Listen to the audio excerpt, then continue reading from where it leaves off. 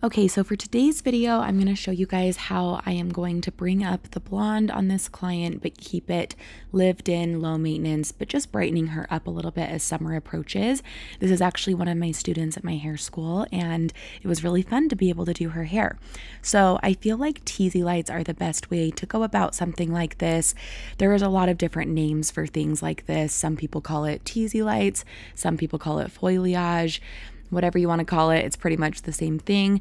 And I just kind of alternate between doing high teases and low teases to give it variation with where the highlights sit. And underneath, her hair was a lot darker and more solid, so I added more in under there. And then as she has more highlights up at the top, I just kind of space those foils out a little bit more. And really with a technique like this, you're just kind of visualizing where the hair lays, where you want brightness, where you want depth, and you're just basically going to add what the client needs where they need it. I feel like you can do a general placement or pattern for something like this, but it is going to vary depending on the client. So even though I have go-to placements, I'm going to, place some things a little bit differently depending on where that client parts their hair or where they have depth and where I want to add brightness, and so on and so forth. So I feel like foil patterns are a good guideline, but you're always going to tweak it depending on your client.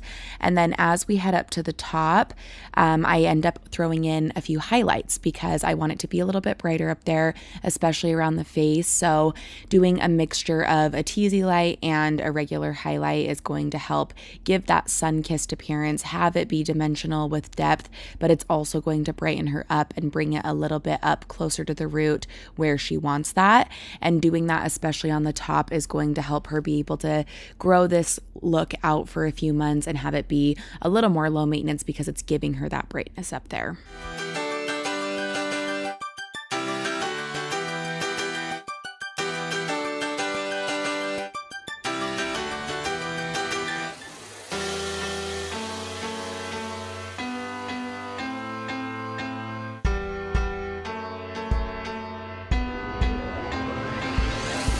Now, if you do not use a board when you teasy light, what are you even doing? I love the Becky Miller board. I also have the Blonde Chronicles one. They're kind of the same idea and they're both incredible.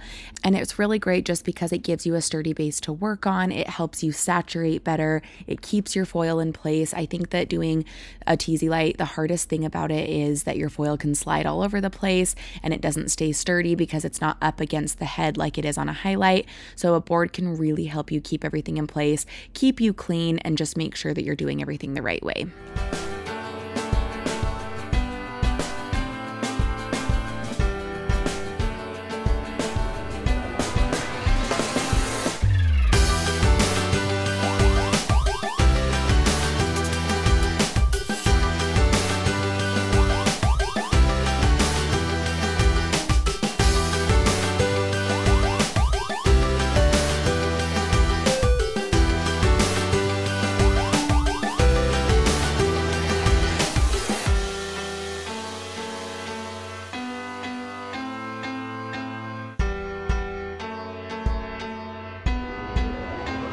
So I threw a few highlights up top like you guys saw me do, but I also do this around the face just to ensure that we have somewhat of a money piece, those brighter pieces around the face and the fringe area. And I'm using smaller foils for this so that it fits nice and tight in that hairline.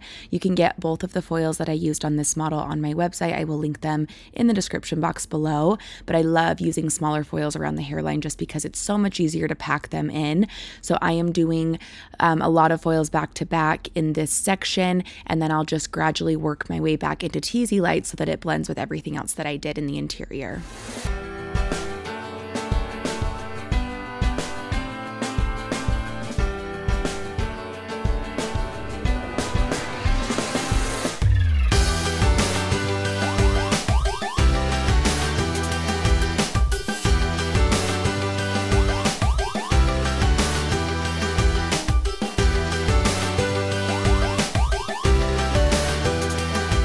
So we let her lift to about a level 9, and then we started to pull her foils. She has like a level 6 naturally, and then she had tones of like 7s and 8s faded throughout. So I wanted to lift her out to a 9 so that I could accurately tone to the look that I was going for. Okay, so for her toner, I'm gonna be matching her natural, which is a little bit darker. So I'm doing a little bit of 5N, a little bit of 6GI. I like to have a little bit of gold iridescence in there so it doesn't look flat, but then just a tiny bit of 6T, just like a little bit to counteract warmth and to also give it more of a metallic finish. And then I'm gonna be using the gloss to gel developer to give it a little more consistency since it's a root. And then we're gonna be mixing up her end toner in a bottle. For the end toner, we are doing 9P, 9GI, equal parts, and then equal parts with the regular processing solution. And now we have her rinsed out at the bowl. We have conditioner mids to ends, and we are going to go through and do the root and then the toner.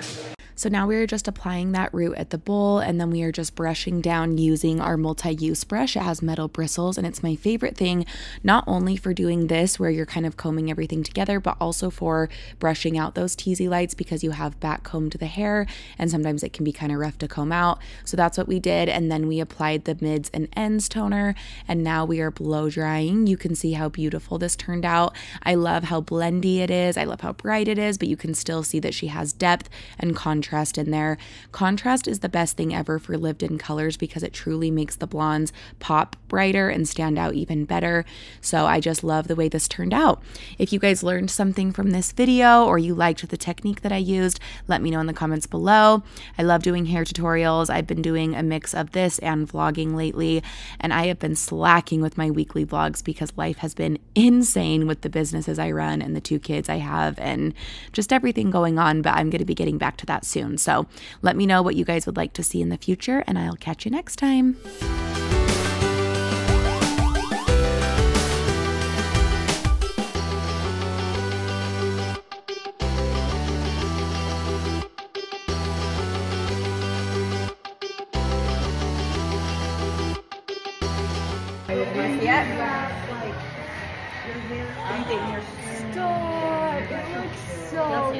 You like it?